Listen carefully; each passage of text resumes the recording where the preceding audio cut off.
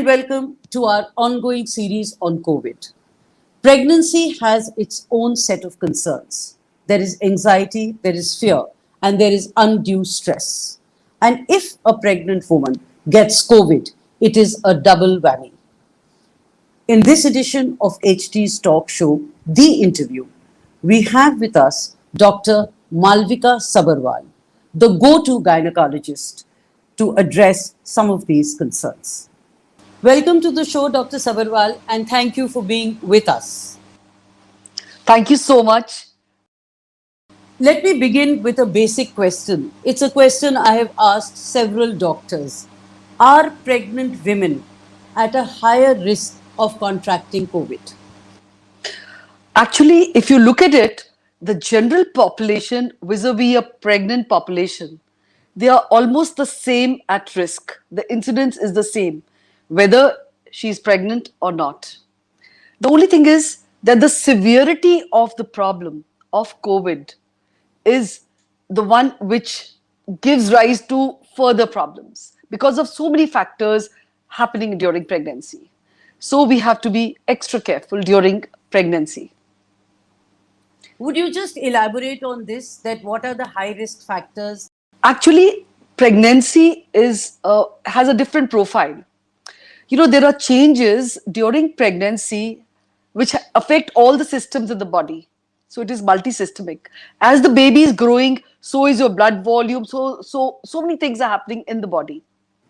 At the same time, it is also affecting the immune system of the body. So generally the threshold becomes low. The first thing it affects is any infection, any viral infection, any other infection is exaggerated during pregnancy. So does COVID. And COVID itself is also multisystemic.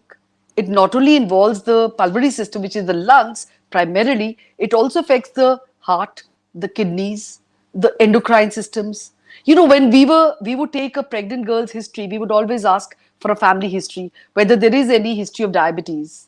So in COVID state, it is very much more relevant because we were talking of gestational diabetes that the patient would be more prone to. And here, if she gets a COVID diabetes is another term which is being coined now. It also affects various other symptoms. It's thrombogenic, thereby meaning it affects the blood vessels, wherein it forms clots. And we all keep hearing that COVID is also, it's more prone to having clotting in the body. So pregnancy and COVID both have exaggerated effect. But by and large, having said all that, most of the patients, majority of them may just get away with mild illness. They may just have a little bit of problem and they will get away with that. So that's good news, which you are giving, and it's a positive note. But let me ask you, from what you say, which means if a pregnant woman has COVID and also has diabetes, it is a double, rather a triple whammy? It is. Actually, it is. You're absolutely right. Because one is the stress on the body of pregnancy. Second is of COVID. In fact, I would say second is of diabetes, which itself, because pregnancy is diabetogenic, sugar itself is again, if she's diabetic, then you have to be extra careful. And such are the patients who have to be put on insulin, etc. And third is the stress of COVID. And all three of them put together will put a lot of stress on the person. They have to be very closely scrutinized, and multiple blood levels should be done during the day. And the insulin which the patient is needing has to be channelized. You say that it has to be tailor-made according to the level of blood sugar. There are times during pregnancy, like you said, a third whammy is that around 20 weeks itself, the pregnancy itself will be causing little ups and downs in the sugar levels. So these are the moments when they have to be hospitalized. And in case the patient was to land up needing steroids, that becomes another level, because then you have to have very, very close monitoring. So these are the problems that we face with a diabetic patient. How high are the chances of the COVID infection getting transmitted to the unborn child? This is a very important question for all of us to understand, that when the girl who's pregnant gets COVID, she has a very natural presence of placenta, which is the barrier between the pregnant lady from who the blood is going to the unborn baby in the womb. So this transplacental flow has to be there. Now, placenta forms a natural barrier. It chooses what it wants to transmit to the baby and what it does not. And we are very lucky and fortunate that there are receptors which kind of cordon it out, and there is no transference of whatever amount of viral load which is there in the mother. It does not get transmitted to the baby. So babies are normally quite okay. I will also like to share something very important here. In the first wave, which was last year, we saw a lot of girls just got away with a little mild disease, and even the fetal outcome was excellent. In the second wave now, there are reports wherein we see premature births. We see, suddenly there's a change of babies are a bag of water and the water goes down. And if the water also predicts the health of the baby. So if the water goes down, it's one of the predictors that the baby is not very healthy inside. So such are the babies who can go into distress, and we'll end up doing a cesarean and taking out the baby. But having said all that, by and large, because the placenta is an excellent barrier, the outcome of such patients who are mild is very good. Dr. Sabharwal, you spoke about a pregnant woman who has mild symptoms which could be controlled. What about a pregnant woman who has severe COVID? Oh, that's a real, it's a very tricky situation. Now, it all depends. If she's early in phase, you just give whatever, however you're treating the other COVID patients, you just treat them like that. That depends upon the stage of the pregnancy. Now, if the patient is going towards term and the patient is becoming severely ill, now you're holding two lives in your hand, because here's this lady who's pregnant and the life inside, which is the baby, has thrived so much that it has reached up to term. Because in our language, we say 38 weeks of pregnancy as term. So she has already reached maybe 36, maybe 37. And now what has happened is the baby inside the womb is putting pressure on the diaphragm, and the diaphragm is pushing the lungs, wherein, as it is, she's a severely sick patient, so oxygen level will further get little jeopardized. So now we are in a catch-22 situation, because we want to take the baby out, because if we have the medical facility of everything, then we should take the baby out, and we should be prepared for a general anesthesia in such patient, because this patient will not tolerate a spinal anesthesia or a local anesthesia to take the baby out. As I understand it, general anesthesia may be administered, may need to be administered. And does that mean that a pregnant woman who has COVID, general anesthesia can be given or should be given? No, by and large, we would prefer a spinal anesthesia or an epidural anesthesia. In fact, epidural or spinal anesthesia is the safest. We've had so many cases over our experience over the last, since the first wave. The outcome is pretty good. But in case the spinal anesthesia was to fail, then we should be prepared to give general anesthesia. Because in such a case, which is just mild, if you give a general anesthesia, still the outcome is going to be okay. It's not going to be bad, because at the moment the disease is not that progressed to a moderate to severe level. So it is okay, but we definitely prefer a spinal or an epidural anesthesia. In fact, even epidural for normal delivery we are using. So in a severe case, you would give general anesthesia? If we have to take the baby out, then we will have to give. If in a severe case, she's only 20 weeks, 22 weeks, and we have no business, because anyways, if you're doing a cesarean, we are doing with a purpose that either we have to save the baby, or we are giving relief to the mother because it's gone so high up, pushing the diaphragm. So in a 20-weeker, we will not give any anesthesia. We'll just manage a patient of severe illness as we should in the intensive care. You know, Dr. Sabharwal, during pregnancy, regular checkups are a must. Now, once you're calling a pregnant woman for a regular checkup to the clinic, aren't you then exposing her to the risk of contracting COVID? You're absolutely right. Here's this patient who's at home in a safe bubble, and now she wants to come for a visit. And we all understand, as she gets out of the home, sits into the car, she's exposed to the environment, because we all know it's now airborne. Now here it is that we know the complaints that she's coming with and what is the plan. We are very clear about that. Plus, we also have to spend little time with her when we explain to them. Maybe it's the first visit, and right in the first visit, we tell them that this is the layout. Like your level 1 ultrasound is done, your blood tests, which are certain blood tests which are necessary, your level 2, all this is explained.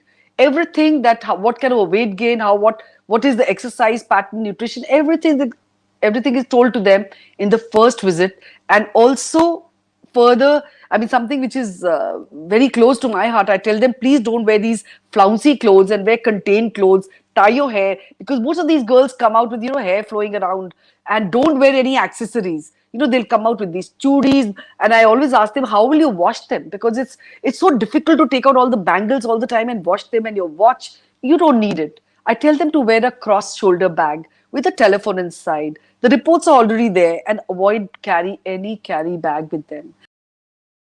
So are the number of visits curtailed in COVID times? That if she You're was up. coming, say, once a month or whatever the duration is, has that been cut down? That's a very good question. Actually, we tell the patients that you should have a monthly visit. And in fact, it was recommended, like we were discussing, we could even have 4 visits in a 9-month period. Even 4 definitive visits should be there in a low risk patient. In case she's a high risk, like if she has a diabetes, if she has any other problem, then they can be more frequent. Or if there's a retardation of growth in the fetus, in the baby. So then also they can have. Otherwise, even 4 visits could be adequate. So which means that the number of visits during COVID have been curtailed. Yes. You spoke about telling them not to wear loosely flowing clothes, to tie up their hair, etc., etc. Yeah. Do you have a dress code for your patients who are visiting your clinic? Actually, no, we don't have a dress code. And now that you say it, one can think about actually having a dress code. It would be really good, because I personally wear a scrub all the time, and they're very comfortable to be washed every day. And it's a very fantastic idea to tell to the patients. Let me give you another idea, and this comes from your husband, who's also an eminent surgeon. He's got these badges of vaccination. I got vaccinated, and everyone who Yes. gets vaccinated at your hospital is given that badge.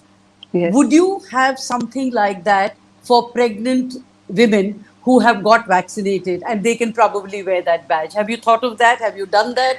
Have you followed your husband's footsteps? That's a very, very good suggestion, let me tell you, because this vaccination thing is only lately. But I also really got impressed by that badge. It's very, very, very symbolic and very clear. So it's a fantastic idea, because we can, give the dress code and have the badge also, because now the pregnant girls, we are encouraging them to get vaccinated. One problem the patients face, and this is not only with you or the gynecologists, but across the board, is non availability of their doctor. Are you a 24/7 doctor, Dr. Sabharwal, or are you a shutters down doctor? I've always been a 24/7 doctor. There's no doubt. But let me also clarify one thing what you said about the doctors. During this pandemic, the physicians are exceptionally busy.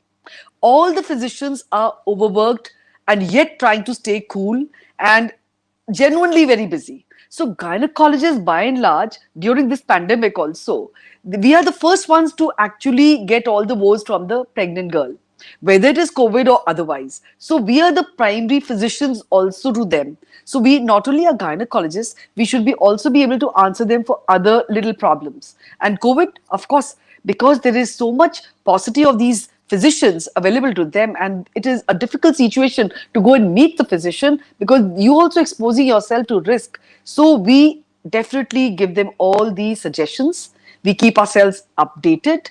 We give them whatever we can, and in case need be, we fix up the meeting with the physician, whether it is online or otherwise, as the case is. And having said that, 24/7, I am definitely 24/7. How would you substantiate your claim of being 24/7? Because you don't see your WhatsApps. You really caught me, actually. You're right. I don't see my WhatsApp, but then, we have a system in the hospital wherein we have 2 lines. with the doctors, which are always 24/7 available to answer to all the queries, and they directly report to me on a landline here with me, which is always there. And also, we have two further numbers which are only involved in giving appointments. So they give appointments, time the appointment, so there's no overlapping. And also, the video consultation or the online consultation is also organized like that. Dr. Sabharwal, COVID is here to stay. So you can't say in a few months things would be normal. Is it wise and would you advise your patients to plan a pregnancy during these trying times? Well, that's a very important question, which is being asked to us almost every day. Because, a lot of girls who have not got married on time and now they're wanting to get married, and now they've just realized, because initially they didn't want pregnancy and now it is pandemic going on. So they want to know how much more should they wait. So let me first say that getting pregnant or planning a pregnancy is absolutely the patient's prerogative. But we do have to make clear as a clinician that there are certain factors that the patient must realize. It's her own age. If she's crossing 30 years, the ovarian function goes down. So she should be privy to that. She should know. And then if she has any problems, like if she's got a thyroid issue, or if she's diabetic, if she's obese, then this is the time that they can use. So this is the time when she can correct all those problems or comorbidities in case they're there, because the outcome of the pregnancy will depend upon all these things. A simple thing like a thyroid, which is part and parcel of our health checkup, is very important during pregnancy, because that's the first thing we want to know, because the outcome of the brain development of the baby depends upon a good thyroid control, and we do it every month. So all these things have to be told to patients because they don't know all that. Then also we tell them about pandemic times, that they should understand these are the protocols. Once they get pregnant, they have to be adhering to those protocols and they have to follow it. And then if they have time, then they should definitely get themselves vaccinated, because there are vaccines available now. They should get themselves vaccinated and then plan a pregnancy as and when they want. We'll come to the vaccination part later, but let me ask you one more question. If there is a pregnant woman in the house, she's fine, she does not have COVID, but her husband or some other family member has contracted COVID, what should she do? What precautions should she take? Should she move out? Should she continue staying there? What is your advice? Whether it is husband or any other family member staying in the same house turns positive, it's the person who needs to be isolated. Of course, the COVID protocols, they must understand and do the general protocols. We all know all that masking, everything is now advised any which ways at home, because it's all in the air. So all that protocol, all those things followed, the patient can stay at home in case the house allows, the home front allows, whether it's ventilation, the home capacity, the family members, the cooperation of the family members, because we need a lot of cooperation, because there is extra work all over. So these things matter. And in case she doubts, if in case she feels that she may not be able to, there's going to be some laxity somewhere, she can think of moving, whether to her mother or any other, like a sister or whatever she feels will be better for her. Because eventually, at the end of it, we want her safe. That's about it. So you would, if possible, if it is possible for her, you would advise her to move out. She can stay in the same house in case it allows. In case the whole thing, the scenario at home allows, then she can stay in her own place. If a pregnant woman contracts COVID, what are the risks to the unborn child?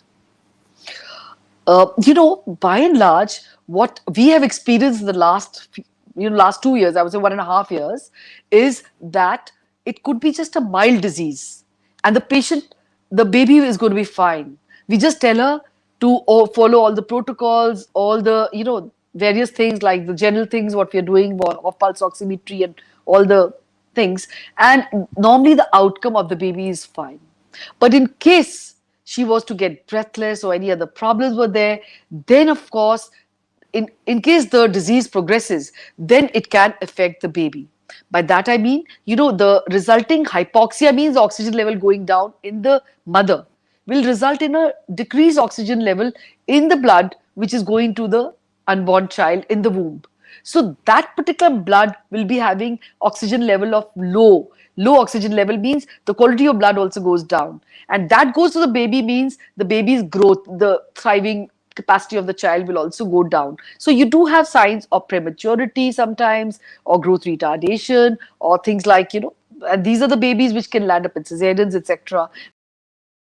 Let me ask you, if a pregnant woman has COVID, would you wait and go for a normal delivery, or would you rush for a cesarean to cut down the time and perhaps the risk? Actually, you know, to time, this has to be individualized because it depends upon the fetal age as to what is the gestation of the fetus or the unborn child, and also the condition. If the child is having any kind of a distress, then obviously you have to take the baby out. And if the age is okay, or there is time for it, like if it is a 40 week, already the baby has reached 40 weeks, then also you will have to, at the most you can wait for a week. So otherwise you would like a term baby which is 40 weeks. So if she's already reached 40 weeks, then you definitely would like to take the baby out.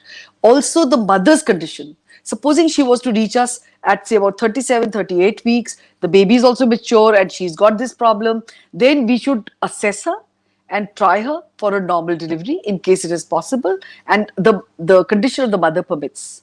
And in case not, then we can take the baby out with a cesarean section done under spinal anesthesia. That is the way it would go. So all these three things have to be kept in mind and made to strike a balance as to how. But there's no harm in waiting. In case we think that the fetal age should become better and stuff, we can wait. Which means you won't rush into a cesarean simply because she has COVID. Yes, you're absolutely right. Just because she's got COVID with pregnancy and she's reported to you at 36, 37, you don't have to rush. You can just wait and wait for the symptoms to subside. You can give even 14 days. In fact, we have also waited till 41 weeks of pregnancy just because we want that the patient should settle down, and then if the baby is doing well, then we take the baby out. If a child is born to a COVID positive mother, what are the chances of the child getting infected? Yeah, this is something which is constantly being studied. Almost so far, the reports have come out as 0.3 to 0.5% of these babies can be infected. Having said that, by and large, we must realize that the patients who had mild symptoms, when the baby comes out, we normally land up testing them after 24 hours for any presence of the virus. Another thing is, in case they are asymptomatic, in case they would just by chance RT-PCR positive and they are basically asymptomatic patients, it's also suggested, it's a guideline that you can send the baby and the mother back home without doing any test for the baby. Now, coming to breastfeeding, if a mother gets COVID, can she breastfeed her child? That's extremely important for all the girls because breastfeed, the best news is there's no virus which comes into the breast milk, which is excellent. And we all do know that breast milk is the best nutrition for the baby. And also it passes on all the good things if the mother's had any kind of a illness or virus or any other, because it also passes all the immunity to the baby. So these two factors are excellent, and if once they reach the baby is going to thrive in the first 6 months. So even the World Health Organization and all of us do tell the recently delivered mother that she should have exclusive breastfeeding to the child, which should be done for minimum of 6 months.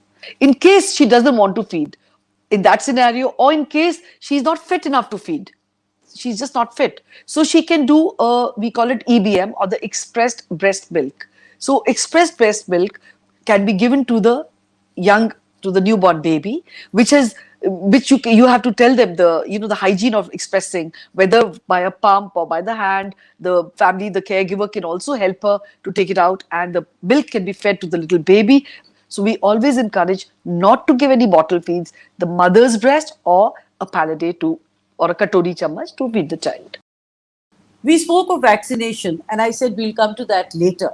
But let me ask you, Have there been enough vaccine trials on pregnant women? Actually, no. Pregnant women were never taken into trials over the last year. That is 2020, they were never taken into trials. It is only, as there were some animal trials which were made, which had given some good results. And in the December 20, the Pfizer people had got this, the emergency use was declared in the US by the ACOG, that is the American College of Ops and Gynecologists over there. It was suggested that they should do it. So, from what I understand and from what you are saying, is it safe? So, from what I understand and what you're saying, it is safe for pregnant women to get vaccinated. Yes, it is. It is very safe. In fact, I would just, after when you talk to the pregnant girls, one has to give them little time and tell them the advantages. Number one advantage is, in case they were to get the infection, then the severity of the infection will not be that much. As, if you're vaccinated, it will be little less. So that's number one major advantage. Secondly, all the antibodies which get formed in the mother will be transmitted to the baby through the placenta.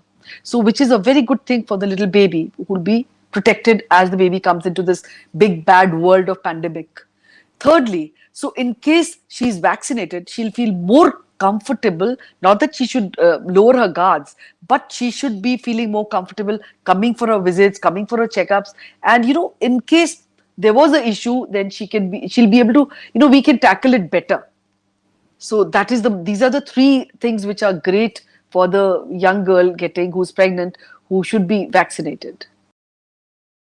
Is it safe for a woman to get vaccinated after delivery?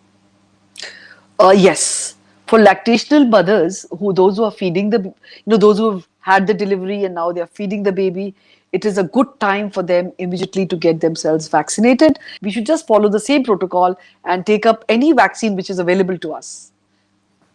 It's a good idea. There is this question which you must have faced several times from your patients, is which vaccine to take. Now, there is a vaccine which says the waiting period is 4 weeks. There is a vaccine which says it's 8 weeks or 12 weeks or whatever. Now, a person who is expecting her child in, say, she's in her 8th month and would not want to wait for 8 weeks for the second jab, what should she do? Would the waiting period determine which vaccine to take? Or does she come to you for advice? What would you advise? What should be done? Because the thing is that she would want to get over both the doses before she's ready to deliver. And if the waiting period is 4 weeks to versus 8 weeks or 12 weeks, then obviously her choice, her first choice would be 4 weeks. But what would you recommend? You're absolutely right, because mostly the girls would come to us and they are very clear on that subject. They now the girls, I'm talking of the reaction, what we are getting is that they would definitely want both the jabs done on a basis wherein they can transmit the antibodies to the unborn child. So that being so, we are saying that maybe 4 weeks apart, maybe it would be better. But another thing has come up. There is a particular vaccine which is attenuated, people are preferring it, but now it has got no world recognition so far. So that particular vaccine is now not really very, now people, everybody knows what is happening, and there are girls who want to travel also. So that is another aspect which has come up. So one is they would like the vaccine to be given on time so that the baby can get the benefit. Secondly, they also want to travel. So now they are in that situation where they are deciding which way to go. You will not name the vaccines, let me name them. Covaxin gives you a time lag of 4 weeks, so it would Yes. probably be preferred. Yeah. And Covishield gives you the facility to travel. So it is a Yes. catch 22 situation. Absolutely. Yes, So, you got Dr. it Sab- right. so, Dr. Sabharwal, what would you advise? I would say take Covishield So, I made you. because I would love to travel myself and I would take my patients also along with me. So, I finally made you not only take the name of the vaccine but also admit to take Covishield. What is the post-COVID management for a mother who has just delivered? Okay, so this mother also, because in India, I've seen a lot of girls put on weight, and why they put on weight is because they will just sit down. They are encouraged to just sit down and feed the baby and feed themselves. So that should not be the right thing. They should be asked to move around and make sure that the calorie intake is good. Because post COVID, they require number one for their, because they're feeding, so they want calories for that, because good amount of milk has to come out, good quality of milk has to come out, so the nutrients have to be looked into. So that is number one. And then because they've had COVID, the body is at a state where it needs special care, more nourishment, that also has to be looked into. So all that, they are told to be mobile, they're told to be active and feed the child in a normal way and take all the supplements which we normally give to all these girls. Finally, Dr. Sabharwal, as a gynecologist, what are the challenges you are facing in COVID times and how tough has it been? Actually, it's such a important question, and I'm so touched by I'm really touched by the fact that you're asking us for our challenges, what we are facing, because it's a very something not many people would ask. And we've had a lot of challenges. The general challenges we all know, whether all the kind of problems that our doctors were facing, having no protocols. There was no protocols kept changing every day, wearing PPEs, generally going back home, exposing your own family members. All that is one part of the story. But the main challenge that really bogged us down was the oxygen supply. That was not there for us. That has not been there. You know, the time when you need oxygen, the here is we had deferred all the elective cases, were all deferred for a later time. Every all works, we were keeping our energy levels with us only to manage these patients. And then if there's no oxygen, you can't manage, because here it is, a patient is laboring and she goes into distress, she needs a cesarean.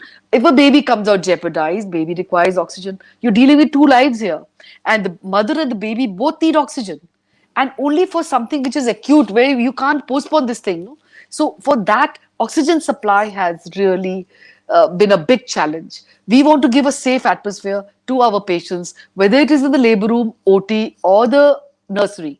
But we were not able to say that, okay, we are fine, we'll be able to do it. We were always at the back of our mind thinking, what if the spinal anesthesia was to fail and GA was required? And then we would be asking for oxygen, and the hospital authorities would be saying, please don't use oxygen, please don't do that. And we would be in a hurry. And also, let me share with you, there have been situations where the pediatricians have said to the gynecologist that, why have you not taken the baby out earlier, just so that the baby would not be jeopardized and we would not need oxygen for the baby. So these are the real sad stories of our challenge, what we have faced. Indeed, these are sad times. Indeed, these are trying times. Dr. Malvika Sabharwal, thank you very much for being with us, for your time, and for taking all the questions.